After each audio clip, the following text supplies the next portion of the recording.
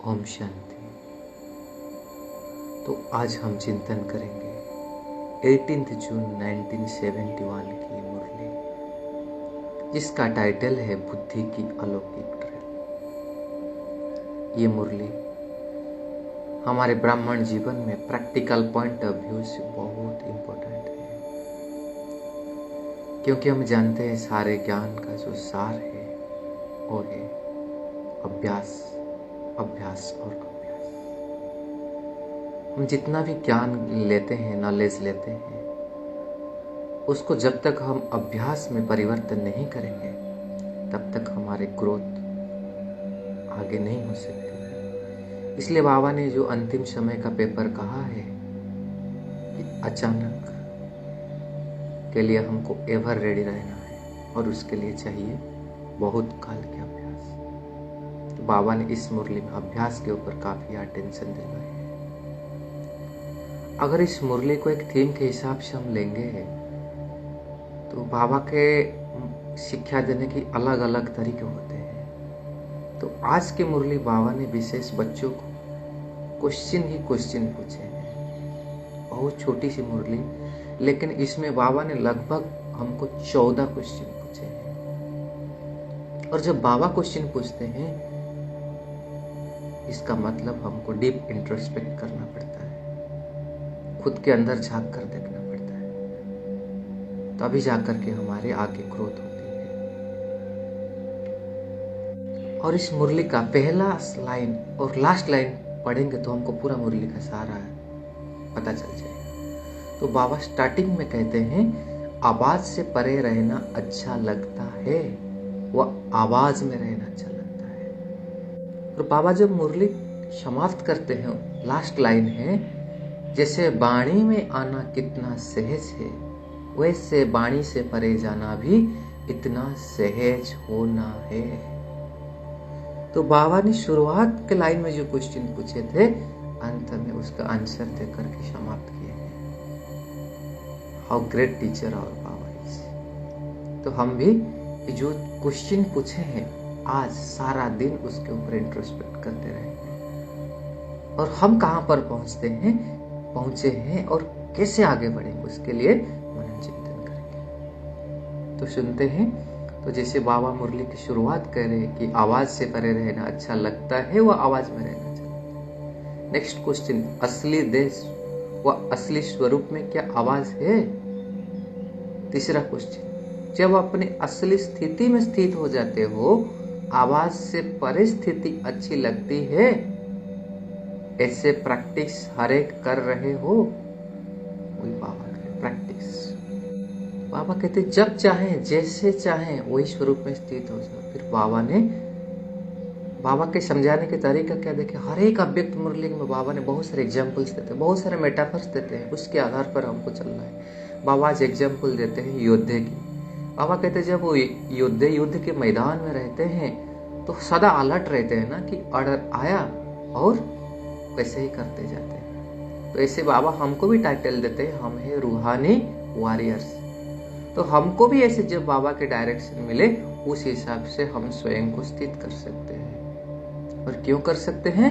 बाबा सम्मान दे रहे, क्योंकि हम मास्टर नॉलेजफुल भी है और मास्टर सर्वशक्तिमान भी है। तो इस दोनों होने के कारण कम समय में जहां चाहे जैसे स्थिति चाहे उसमें टिक सकते हैं। फिर चौथा क्वेश्चन बाबा पूछ रहे, ऐसे रूहानी वॉरियर्स हो? बाबा उसका निशानी बताए। फिर क्वेश्चन पूछ रहे, ऐसे हो?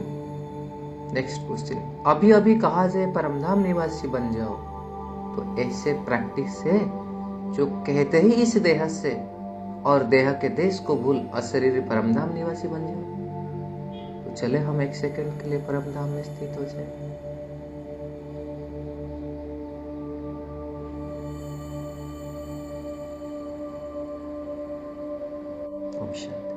नेक्स्ट क्वेश्चन बाबा कह रहे हैं, अभी अभी परमधाम निवासी से अव्यक्त स्थिति में स्थित हो जाओ और अभी अभी सेवा के प्रति आवाज में आए। सेवा करते हुए भी अपने स्वरूप की स्मृति रहे। ऐसे अभ्यासी बने हो? ऐसा अभ्यास हुआ है?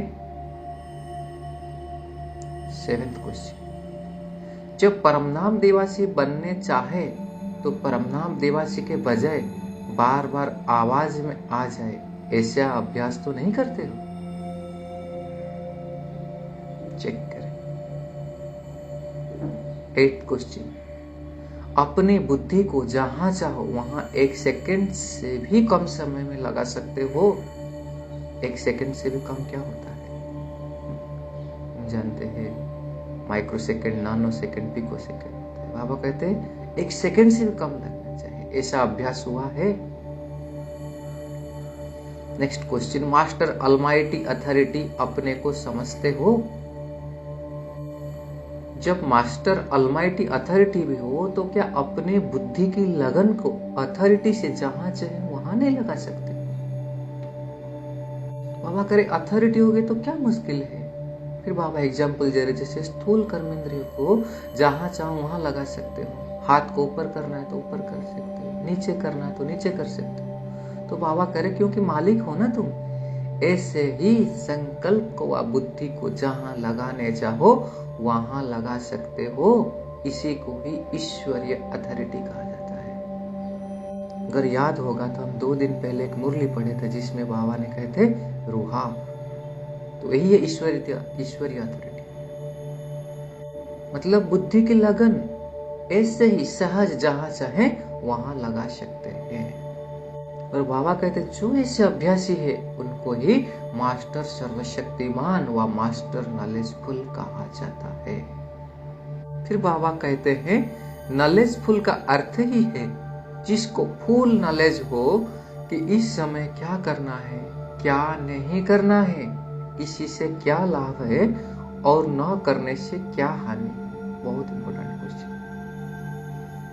कि हम नॉलेजफुल है, क्योंकि बहुत सारे नॉलेज है लेकिन किसी समय में क्या करना है क्या नहीं करना है। जब ये समझ में आ जाएगा ना, जिसको बाबा कहते मास्टर त्रिकालदर्शी। ऐसे नहीं कि कर लिए बाद में पछताए, नहीं।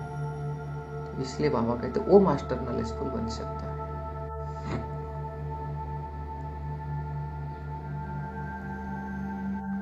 फिर बाबा आगे पूछ रहे लास्ट पढ़ाई का कौन सा पार्ट है और फास्ट पार्ट कौन सा है।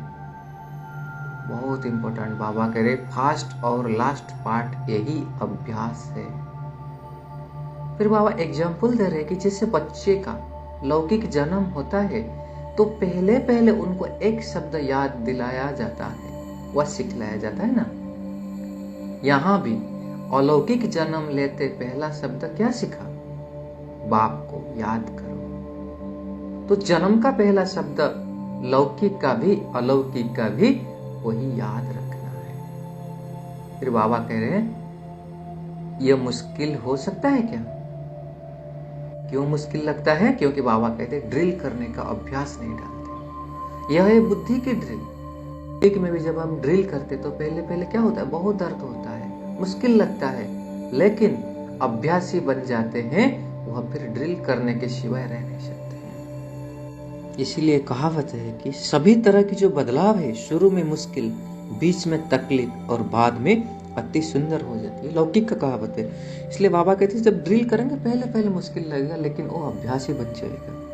और यहाँ तक कि ड्रिल करने के सिवाय हम रह नहीं सकते। जब ऐसे हमको लात लग जाएगा, अभ्यास लग जाएगा, मतलब वो संस्कार बन जाएगा हमारा। बाबा कह रहे हैं बच्चे ऐसे अभ्यासी के सिवाय राज्य भाग्य की प्राप्ति होना मुश्किल है। जिन्हों को यह अभ्यास मुश्किल लगता है तो प्राप्ति भी मुश्किल है। इसीलिए इस मुख्य अभ्यास को सहज और निरंतर बनाओ। ऐसे अभ्यासी अनेक आत्माओं को साक्षात्कार करने वाले साक्षात बाप दादा दिखाई दे। जैसे वाणी में आना कितना सहज है वैसे यह वाणी से परे जाना भी इतना सहज होना है। तो यह थी आज की बाबा की शिक्षा, समझाने।